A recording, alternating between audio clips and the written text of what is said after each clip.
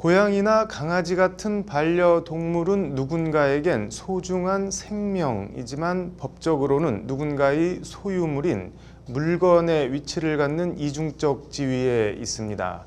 이 때문에 동물 학대 등의 문제가 빈번하게 불거져도 재물손괴죄 정도로 처벌받는 게 현실인데요. 관련해서 오늘 법무부가 동물은 물건이 아니다는 내용을 명시한 민법 개정안을 입법 예고했습니다. 개정안 내용과 취지, 기대 효과를 신세아 기자가 취재했습니다. 현재 반려동물들은 민법 제98조에 따라 물건으로 취급을 받습니다.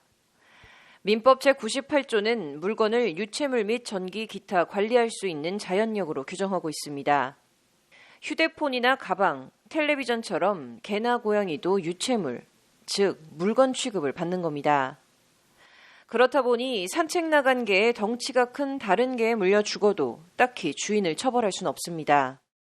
지금은 그냥 개가 개를 물었을 때는 민사상 손해배상을 청구할 수 있는 거는 가능할지 몰라도 형사상으로는 어떠한 책임을 묻거나 하는 게 어려웠었거든요.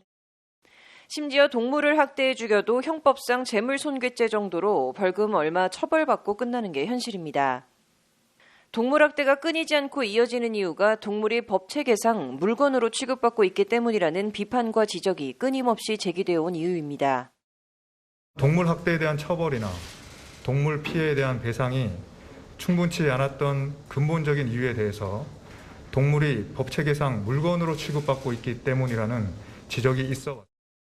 이에 법무부가 오늘 동물의 법적 지위를 새롭게 부여하는 민법 개정안을 입법 예고했습니다. 개정안은 제98조의 동물의 법적 지위 조항을 신설해 1항에서 동물은 물건이 아니다라고 명시했습니다. 동물이 물건이 아닌 별도의 법적 지위를 갖게 되면 무엇보다 반려동물을 죽거나 다치게 하는 행위에 대한 민형사상 책임과 처벌이 커질 것으로 전망됩니다. 아무래도 종전에 재산적인 가치로만 취급하던 것을 반려동물, 가족의 지위도 함께 부과를 하는 것이기 때문에 양형 면에서 그런 것들이 고려돼서 개정안은 또 제98조의 이 2항에서 동물에 대해서는 법률에 특별한 규정이 있는 경우를 제외하고는 물건에 관한 규정을 준용한다고 돼 있습니다. 관련해서 현행 동물보호법에선 동물의 정의를 고통을 느낄 수 있는 신경체계가 발달한 척추동물로 정의하고 있습니다. 포유류와 조류, 대통령령으로 정해진 파충류, 양서류, 어류를 포괄하는 범주입니다.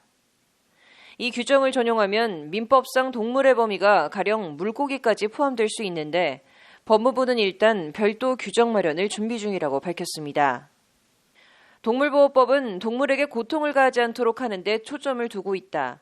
민법에서는 별도의 규정이 필요하다고 보고 논의를 진행 중이며 추후 구체화될 것이라는 게 정재민 법무부 법무심의관의 설명입니다.